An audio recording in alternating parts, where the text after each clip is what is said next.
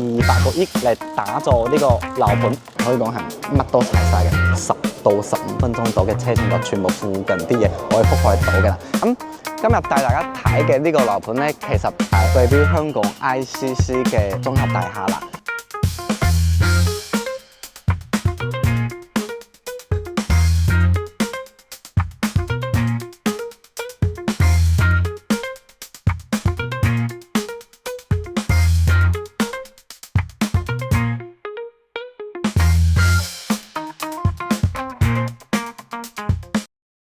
Hello， 大家好，歡迎收睇灣區之家，我係今日嘅主持阿明。咁今日就同平時有少少唔一樣，因為咧以往都係帶大家睇珠海同埋中山嘅樓盤多。咁今日阿明就帶大家嚟到廣州南站旁，帶大家嚟睇一睇佢呢度旁邊嘅一個物業。咁樓盤名咧就賣下關子，陣間再同大家揭秘。咁先講一講呢個位置啦。咁廣州南站相信大家都可能會比較熟悉。因為呢度咧，即係你無論係對住翻香港啦，或者去到即係全國各地嘅地方去玩，嚟呢度坐車都係方便嘅。咁呢度咧，如果係翻香港，即係坐高鐵最快嘅係47分鐘可以直駁香港嘅西九龍，呢個係最快嘅。不過咧，平時阿明睇到佢啲班次啊，平均都係1個鐘到就可以從呢度無縫銜接到香港嘅西九龍嗰度啦。係咁。廣州南站咧，呢度可以講係作為整個華南片區最大嘅高鐵站，即係每一年咧呢度嘅客量最高都係，我即係阿明睇到數據啦，最高係去到9000萬。咁即係既然有咁多嘅客量嚟到呢度坐車啦，咁就證明到佢無論係去即係上北下南啊，無論係去邊度玩都係會比較方便嘅，即係無論係對住翻香港方便啦，或者去其他地方玩都方便嘅。咁阿明依家所在嘅位置就係廣州南站嘅東廣場呢一度，即係後邊呢個咧就係佢嗰個出站口啦，同出站口係啦出嚟，咁就係到呢個南站。咁今日帶大家睇嘅呢個樓盤咧，其實我哋可以先睇一睇鏡頭嘅左手邊。咁依家鏡頭所顯示嘅呢一棟大樓就係對標香港 ICC 嘅綜合大廈啦。咁預計咧就係今年就會全部即係正式搞掂啦。我哋依家其實可以睇到佢嘅外立面啦，都係整到一半到嘅啦。係，然後咧鏡頭後邊即係轉過嚟咧，後邊嗰個位置咧就係政府啲即係遠處嗰邊咧就係政府啲市政配套啦。係，咁大致上嘅南站呢度嘅情況就係咁樣，同埋咧佢呢度除咗有高鐵之餘咧，佢樓下仲有4條嘅嗰個地鐵線，即係我哋整個廣州咧都可以貫穿到，同埋咧都可以直接喺呢度可以坐地鐵去到佛山，即係順德嗰一側啦。係，咁事不宜遲，依家阿明就帶大家去睇一睇呢個樓盤嘅情況。好啦，咁依家就一齊嚟到佢樓盤所在嘅位置啦。咁啱先阿明就從廣州南站即係東廣場嗰邊出發，咁就坐咗架的士車到呢度。咁用時咧就大概係5分鐘到嘅車程，就從嗰度嚟到樓盤呢一度啦。咁真係住喺呢度咧，連咪錶都唔需要調一下。咁除咗即係坐呢啲滴滴車啊、的士車嚟到呢度之餘咧，我哋其實行路都可以到呢度，因為呢個樓盤就真係離南站係非常之近啊！咁你如果係行路嘅話，1.2公里嘅直線距離，我哋就預計行可能13-14分鐘就可以嚟到呢一度啦。係，咁今日就真係非常之嘅榮幸，可以收到大家較為熟悉嘅香港發展商新鴻基嘅邀請嚟到佢旗下嘅一個物業，就係我背後呢個駿暖產品啦。咁呢個樓盤咧就整個項目係比較大規模嘅，咁新鴻基就用咗接近200個億嚟打造呢個樓盤，對標香港嘅 ICC 個素質去打造嘅，所以咧可見即係用咗咁多錢咧，可見係對呢個樓盤嘅一個重視嘅一個情況啦。咁既然係對標香港嘅 ICC 嘅一個質素去做嘅，咁佢嘅料啊等等啲嘢係究竟如何咧？咁接落嚟阿明就帶大家入去睇下佢個規劃啦，同埋睇完規劃之後咧，我哋就一齊去佢嘅板間一齊睇一睇。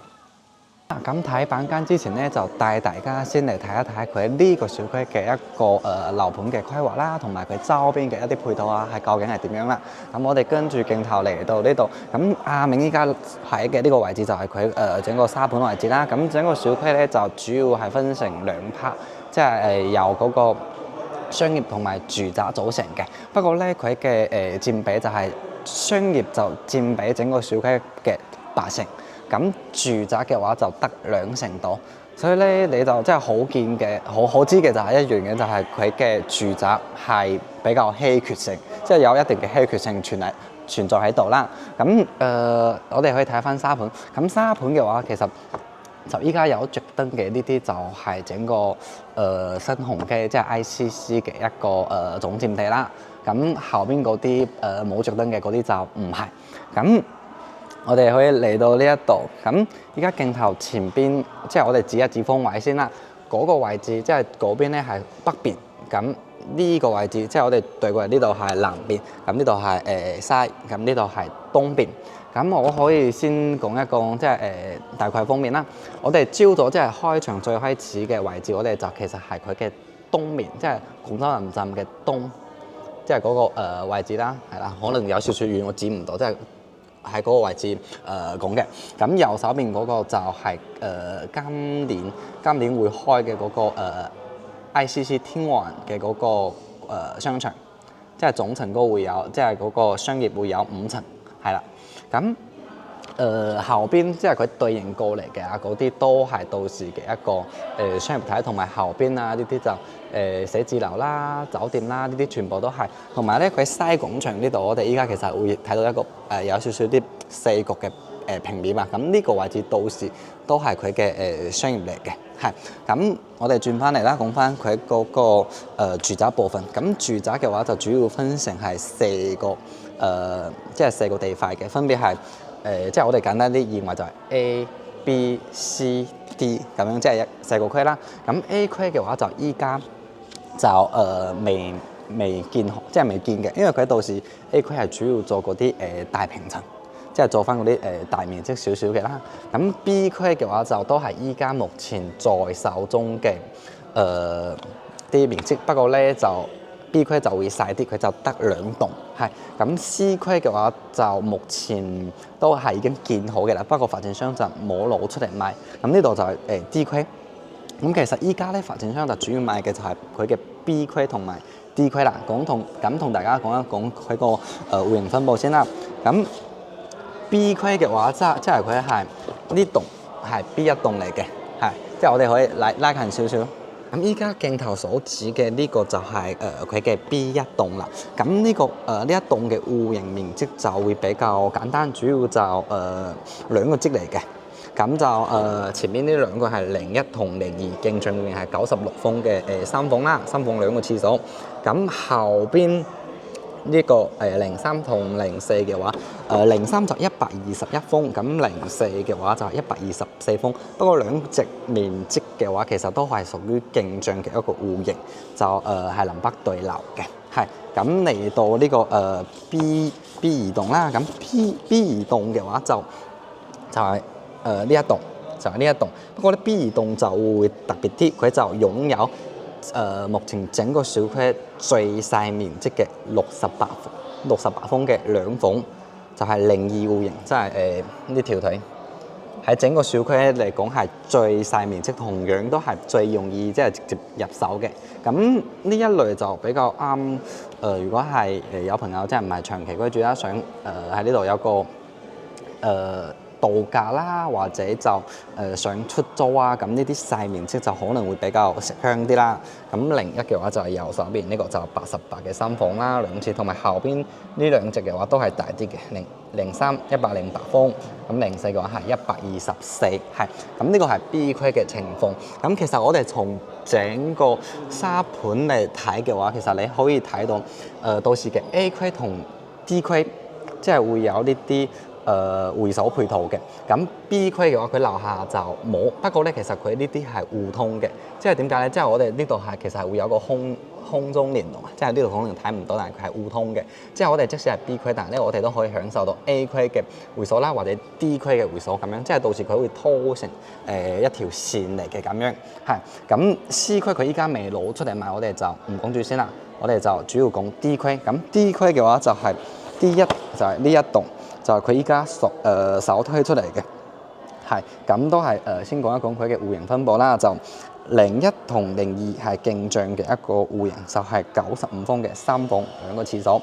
咁後邊呢兩隻就面積大啲嘅，特別係呢個03嘅話就係目前整個小區最大嘅162方，係最大嘅。咁轉過嚟就係123方咁樣嘅一個面積啦。咁周呢啲其他棟數呢啲就未賣嘅，不過咧後邊都會持續咁樣去推出嚟啦。主要係 D1同埋 B 區啦。咁樓下就會有呢啲游泳池啦。其實依家阿明所在嘅位置就係 D 區啦。咁都可以睇到我身後邊呢個游泳池。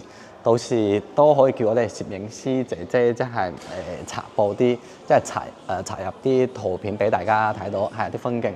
咁係啦，咁鏡頭轉過嚟呢個位置，呢個位置就係其實就係今年即係東廣場嗰度今年會開嘅嗰個天運廣場啦。咁其實我哋可以睇到佢樓下呢兩層嘅話就係B1、B2可以咁叫，即係 B1、B2咁就會有嗰個地鐵同埋啲即係食嘢嘅，即係食店啦。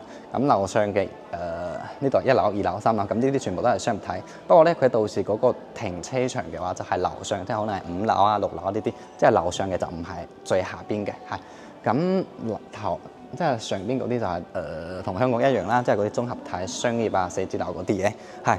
咁睇完呢個就係佢整個小區嘅一個大概啦。咁依家帶大家睇一睇佢嗰個周邊配套，我攞一攞佢個電腦先，係，我睇一睇我個電腦先。我哋其實可以先可以鏡頭先睇一睇佢嗰個地鐵先。咁地鐵嘅話就因為我哋離南站係最近嘅嘛。咁南站其實佢係圍繞住有4條嘅地鐵線，分別係2號、7號、22號同埋佛山嘅2號線。咁我哋依家就喺呢個位置啦。以廣州南站為例嘅話，如果係要去佛山玩嘅話，2號線同埋佢個7號線全部都係可以去到佛山嘅。咁正如嘅其他路線啦，就整個廣州啊，即係四通八達轉站啊，即係轉站啊，全部都係可以去到嘅。呢個就係佢個地鐵嘅一個線路啦。咁我哋接落嚟再睇一睇佢個，我轉一張圖就係高鐵啦。咁到高鐵方面嘅話，就我哋如果係向右手邊，即係東邊呢度行嘅話，就如果係翻香港嘅話，呢度最快就47分鐘就可以到嘅啦。即係佢上邊我哋都可以睇到係標住47分鐘，呢個係最快可以到嘅。不過咧，阿明都即係自己有事先 check 過嗰啲坐高鐵嘅時間，即係大家可能預1個鐘度，即係佢有啲班次係會快啲嘅，咁有啲就會慢少少，所以咧我哋就直接預1個鐘嘅時間就可以去到啦。咁如果係去佛山呢啲就最近嘅啦，佛山呢啲就17分鐘到啦。不過咧，如果去佛山其實都未必要坐高鐵嘅啦，我哋興地鐵就可以到嘅啦，係。即可能上海嗰啲全部，即係佢上邊係寫咗4條高鐵8小時內，即係全局都可以到嘅。係呢個就係佢個高鐵啦。咁我哋接落嚟就睇一睇佢嗰個周邊先。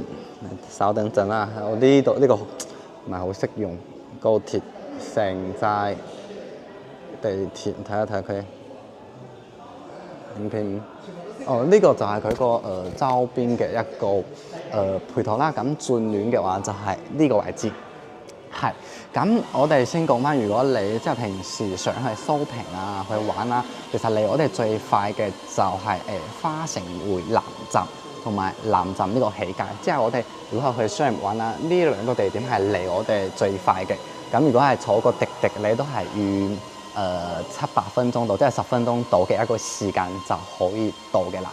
係咁，如果你覺得即係目前呢兩個商業即係最近嘅滿足唔到啊，想係再多啲選擇嘅話，其實我哋就可以嚟到南村萬博呢一度，咁呢度嘅商業就真係多啦。係，即係如果係嗌個滴滴過嚟啊，可能15分鐘到啦。咁呢度就多到可能萬達廣場啦、天河城啦、中山啦，即係到呢度嘅話，就可以講係乜都齊晒嘅啦。即係其實我哋可以講南站呢度附近，我哋幾乎10到15分鐘到嘅車程就全部附近啲嘢可以覆蓋到嘅啦，咁呢個係周邊嘅一個即係商業配套啦。咁醫療方面都緊要嘅，係即係醫療方面嘅話，我哋最近嘅就嗰個大五嘅人民醫院啦，係人民醫院。咁呢個就係政府嘅啦。咁仲有樓下呢個祈福醫院啦，即係會有嘅，同埋有嗰啲中山大學醫院啦，即係會有好多個醫院選擇。不過咧，阿銘就會即係如果去嘅話，呢個祈福醫院咧就大家係可以用到嗰個長者嘅醫療嘅，係從2025年，即係依家係26年啦，即係上一年嘅7月度正式開做嘅。因為佢呢個醫院就屬於3甲醫院，咁呢邊其實就都會有拱資，即係香港朋友過嚟，即係可能呢邊會有啲投資啊，會有呢啲，所以咧其實佢呢個醫院咧就可以用到嗰個長者嘅醫療券嘅，係。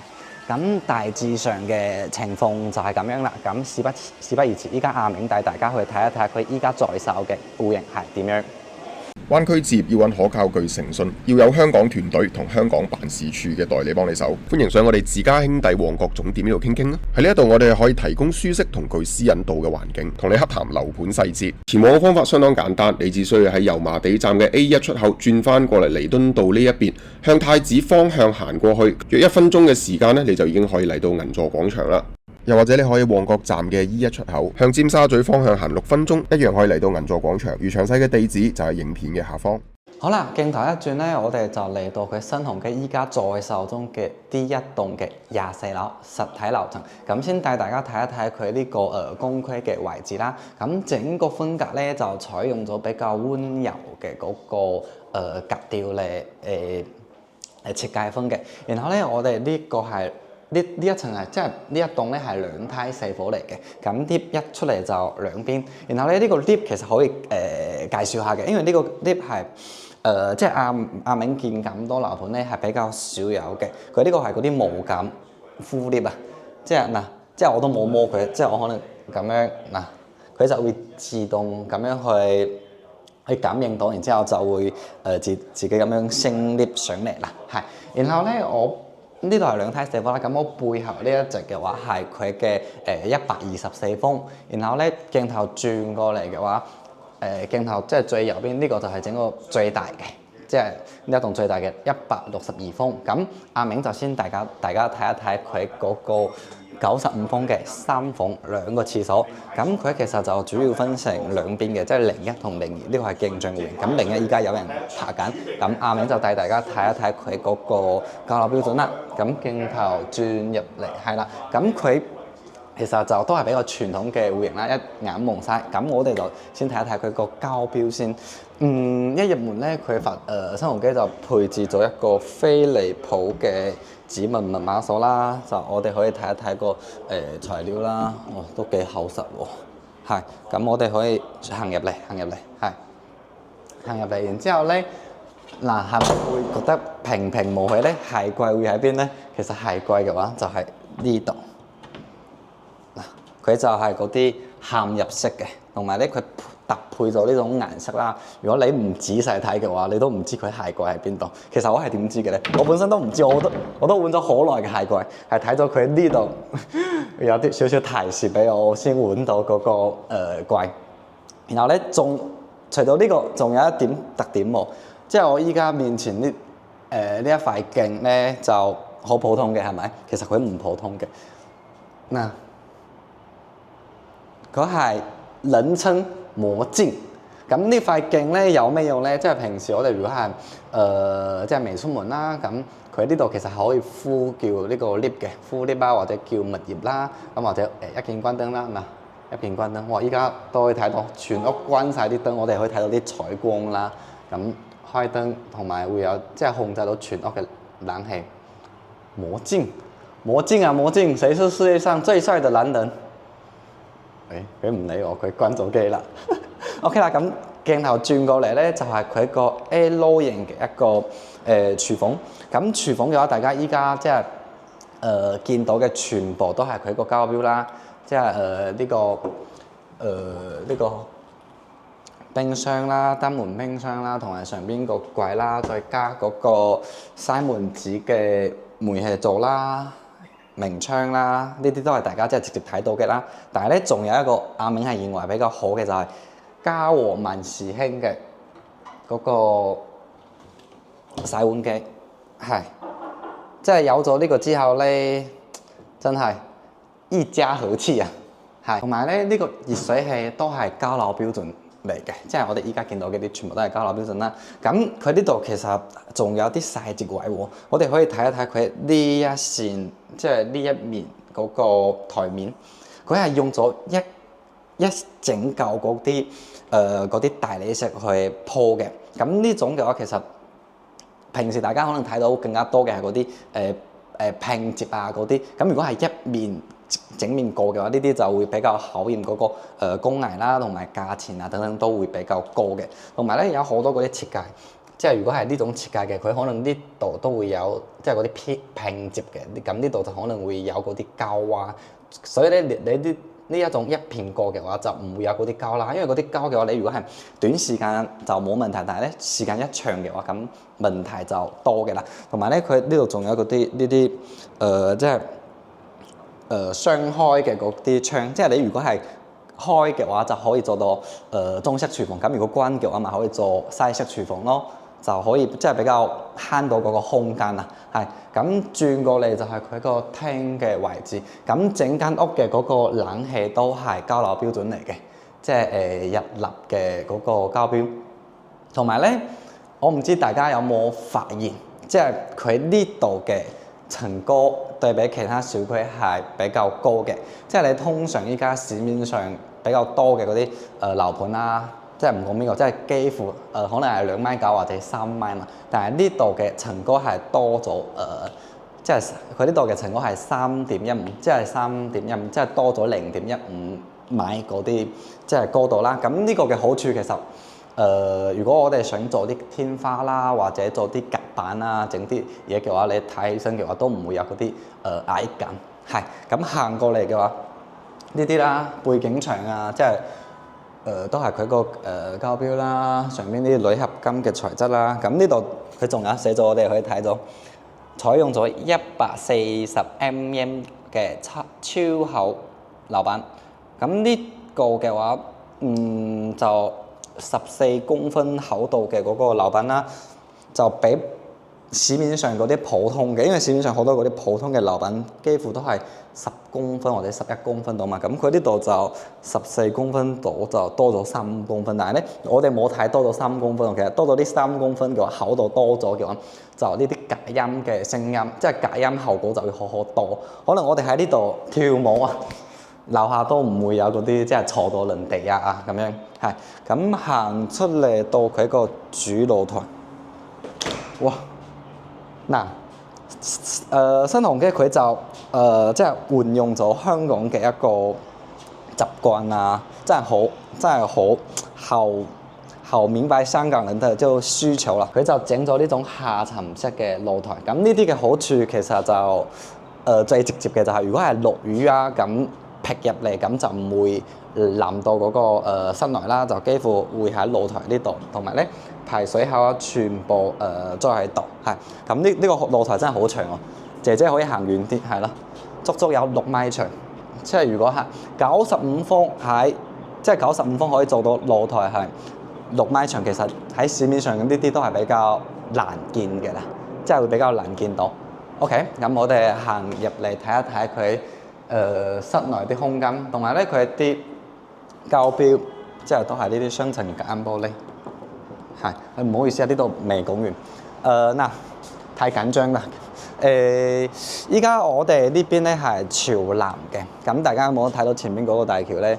前面嗰個大橋其實對面嗰度就已經係佛山嘅陳村啦，即係嗰度就係佛山嚟嘅啦，即係我哋相當於係同佛山係兩眼咁樣對望咯。係，咁樓下嗰啲屋啦，就係當地啲居民嘅啲自建房。係咁左手邊就有少少啲新景睇啦，咁樣係咁我哋轉入嚟睇一睇佢啲室內空間。首先第一經過嘅就係佢嗰個廁所啦，我哋可以直接入嚟睇，即係鏡頭所顯示到嘅全部都係交樓標準名窗，係。然後咧嗱，我哋鏡頭向呢邊轉，佢嘅交標都係即係採用咗一線品牌啦 ，TOTO 係，即係對於佢呢啲品牌啊，新鴻基真係有用心去做嘅，就唔會馬虎啦。同埋有一個就係曬積位，佢呢個就係我哋頭上呢個暖白。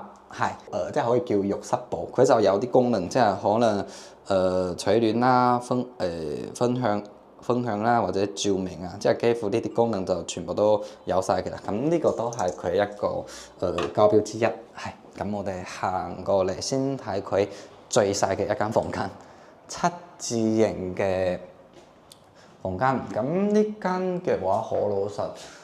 交標大家都睇到啦，即係中央冷氣，不過佢房間就唔算話好大嘅，係咁景觀都係冇遮擋，對面都係佛山，同埋咧有一點即係直觀啲嘅就係乜嘢咧？佢呢間嘅隱私性可能會爭啲，因為咧佢就好同對面嗰個戶型咧就可以直接對望到，即係我睇你，你睇我啦，就直接可以睇到，係呢個就係隱私性可能會爭少少呢一間。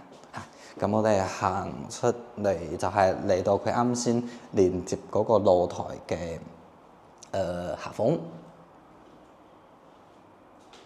OK， 咁最後就我哋就嚟到佢一個主人房。咁主人房就有陶瓷嘅，咁交標就同啱先嗰個客廁係差唔多。不過咧，唯一有一個多咗嘅話就係我哋多咗呢個智能馬桶，呢個智能馬桶都係交標，同埋咧佢呢個即係呢嚿大理石啊，包括加埋呢個設計啊，就真係比較現代化嘅一個酒店風格，即係會比較時興啦呢啲係。然後咧佢有一點我覺得好嘅就係佢無論係邊個局位全部都係有窗嘅，所以咧就可以做到啱先好似我關燈嘛，都可以做到整間屋嘅採光啊都係比較光猛嘅。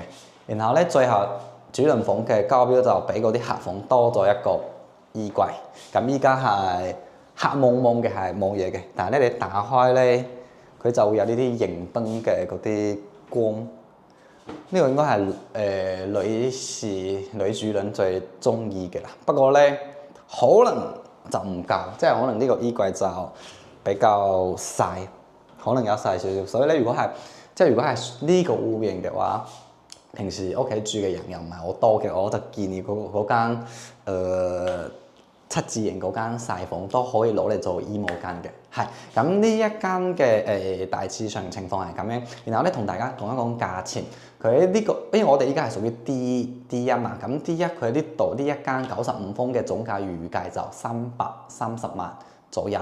係咁接落嚟阿明再帶大家睇翻大少少嘅124方。好啦，咁啱先就帶大家睇完佢95方嘅3房2廁，咁依家就帶大家睇大翻少少嘅124方嘅4房。不過咧，佢呢個就發展商已經即係佢做嗰啲創意板間，所以咧你呢邊可能就會有少少改動。陣間阿明入去會同大家詳細啲嘅介紹翻。我哋可以先睇睇戶型圖，即係南北對立啦咁樣。係咁一入門咧，咁呢度嘅話就比啱先嘅95方。即係就先講翻門呢度啦，佢呢個就啱先嗰個係傳統啲，咁呢個就多咗個子母嘅雙開門，即係呢邊都係雙開，呢個都可以打開嘅嘛。咁一入嚟嘅話，同樣都會有佢呢個鞋櫃啦，係呢啲全部都係佢個交樓標準。我阿明真係覺得佢咁樣嘅設計真係即係可以見到，即係新鴻基對呢個ICC 啊整個產品嚟講嘅話，真係都會比較揼呢個心思嘅，即係唔會話喺呢啲細節位啊唔揼錢啊咁樣。係咁一入嚟咧，其實我哋啱先喺戶型圖其實都可以睇到4房。咁依家鏡頭所顯示嘅就正如啱先阿明講到嘅，佢有改動，佢就將呢間書房卜咗嘅，本身呢度會有嗰個柱嘛。即係佢卜咗呢個柱，咁就變成整個橫廳。咁到時睇下大家會即係需唔需要咁設計啦。如果屋企真係平時住嘅人唔多嘅話，其實可以咁做，即係整成一個橫廳，再加呢邊嘅話就會有嗰啲大平層嘅感覺。係咁，同樣呢個都會有摸尖，即係同樣都會有呢啲設施啦。咁行到嚟呢邊係朝南，呢邊係朝北。咁我哋可以先睇一睇佢嗰個呢一邊，先帶大家睇一睇佢個廚房啦。咁廚房嘅話就中規中矩，即係124平方嚟講，佢嘅大細都係OK 嘅。同樣咧，佢呢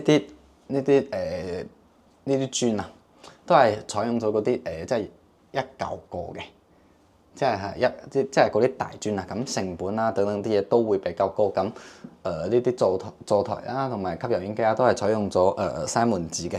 咁洗碗機一定要有啦，就在度係。咁嗱呢邊嘅話，其實我哋都係即係會有明窗嘅一個設計啦。咁廚房就同啱先嗰個有少少唔同，啱先嗰個廚即係佢嗰個推拉門係嗰個雙兩邊一齊，即係可以咁樣推拉嘅嘛。但係呢度嘅話就傳統啲嘅，就單邊嘅，係即係呢啲係會比較傳統嘅。同樣都會有呢啲緩衝啊，就唔會話好大聲啊，你咁樣推過去。咁嚟到佢呢個露台呢一個位置，佢呢個即係有兩個露台啦，南北對啦。咁呢度本身因為佢有改造，本身呢度會有嗰個推拉門，即係位置就唔係話好闊嘅呢一度，但係長度都還算 OK。咁我哋如果係洗衣機嘅話，就可以揸喺度，即係洗衣機就可以擺喺度啦。咁主露台一定係睇景觀嘅啦。咁我哋可以睇一睇鏡頭先。佢呢度其實就封咗窗嘅一個設計係咁樣去做嘅。咁依家我哋鏡頭前邊呢個位置嘅話就係嗰個C區。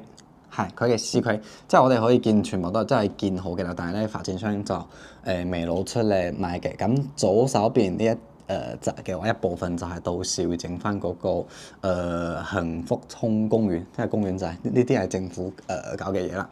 咁向遠少少睇嘅話，即係鏡頭可以放大，即係遠少少呢一邊嘅話，其實就唔係新鴻基嘅，不過咧佢就係促進整個廣州 GPD 之一嘅一個區啦，就好多嗰啲可能上市公司啊，就租喺嗰邊，咁夜晚就可能會着晒燈啊，可以睇到嗰個城市面貌啦。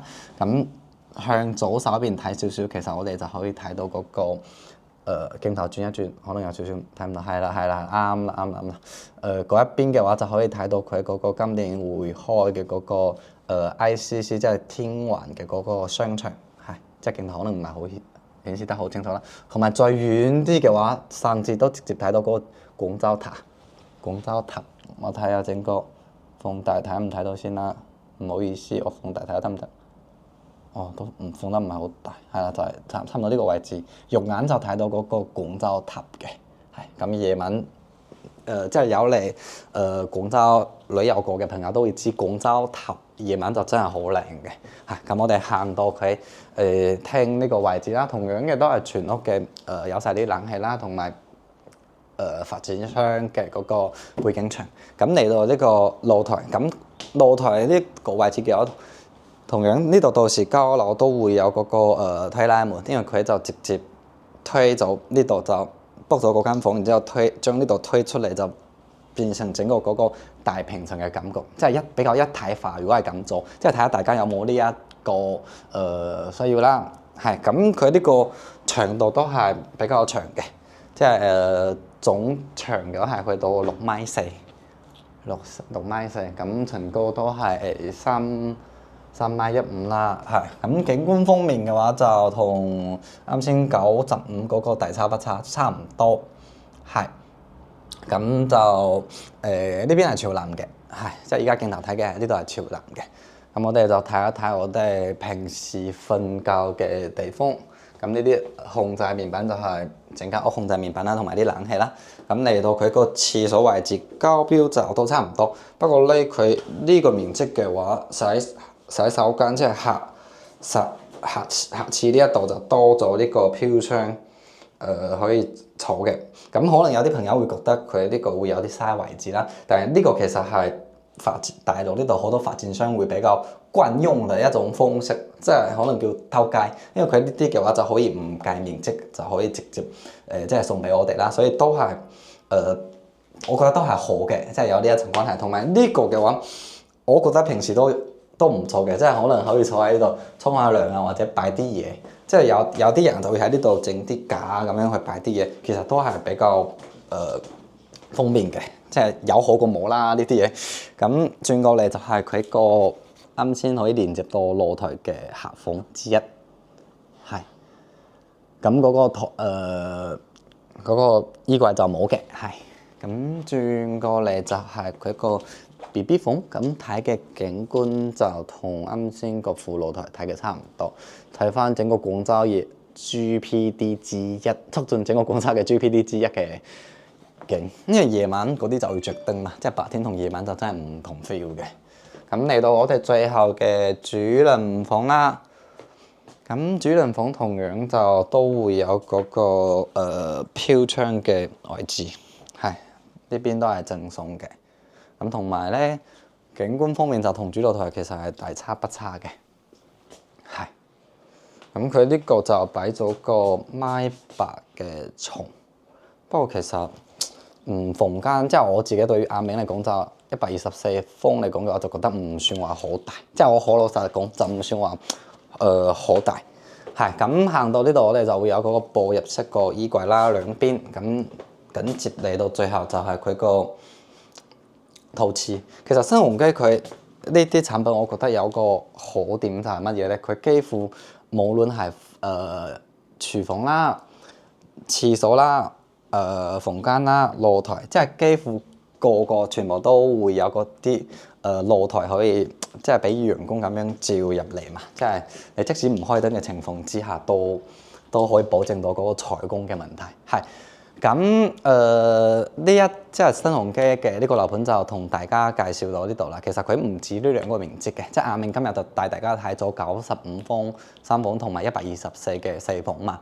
係咁呢個樓盤其實仲有2房嘅，即係68方啦，同埋再大啲嘅160幾嗰啲都有89啊，呢啲都係有嘅。係咁阿明今日就主要帶大家睇咗呢兩個先。咁如果係對即係大家可能對呢個樓盤有興趣嘅話，歡迎隨時即係私信我哋，咁我就可以發個詳細啲嘅資料俾你哋，即係睇一睇啦，做個參考啦，同埋都會有嗰個68方嗰啲，即係大家新試過啊，可以俾大家睇會更加直接。係咁，如果係大家對呢個樓盤有興趣啦，或者即係唔止呢個樓盤啦，想了解大灣區嘅物業，我哋即係全部都可以幫到手，即係並且可以喺香港嘅即係免費咁樣出發嚟到呢度睇樓，係即係全程都係免費嘅，可以過嚟嘅話，阿明帶你哋即係嚟周邊食下嘢啊、逛下玩下都 OK 嘅，我覺得冇問題，交個朋友。咁都好多謝大家即係睇到呢度啦。咁呢一集就同大家分享到呢度啦，我哋下期再見，拜拜。各地新政推動，成交再度熾熱。2024年房地產市場再度備受關注。你有冇興趣跟我哋自家兄弟過到嚟大灣區呢邊睇樓呢？自家兄弟現時為客戶度身訂造專屬行程，無論喺口岸嘅預約接待，又或者喺香港呢邊直接出發，提供點到點嘅睇樓安排，帶你品嚐當地特色美食，盡責為你提供各個樓盤嘅資訊，睇樓全程無壓力，讓你可以輕輕鬆鬆選購心水單位。而由簽署認購書一刻，我哋嘅服務先係剛剛開始。無論係匯款、簽約、代辦手續，我哋都會為客戶提供貼心而全面嘅協助。後續我哋仲會提供自家兄弟嘅專屬管家服務，由買樓、收樓、驗樓到單位嘅軟裝精裝設計，以至係訂製家私服務，自家兄弟都能夠為你一一辦到。可以同你一齊選購裝修建材，以至係單位裏邊每一個細小嘅組件，更有提供資訊豐富嘅網上平台，俾你自主了解各個樓盤嘅詳盡資訊。無論係市場熱或獨家折扣、熱賣靚盤，我哋都第一時間通知你。我哋誠邀你跟我哋到灣區各個城市選購你嘅心水單位，專屬訂製路線考察，可以天天出發。灣區嘅生活有幾美好，等自家兄弟帶你嚟了解一下啦。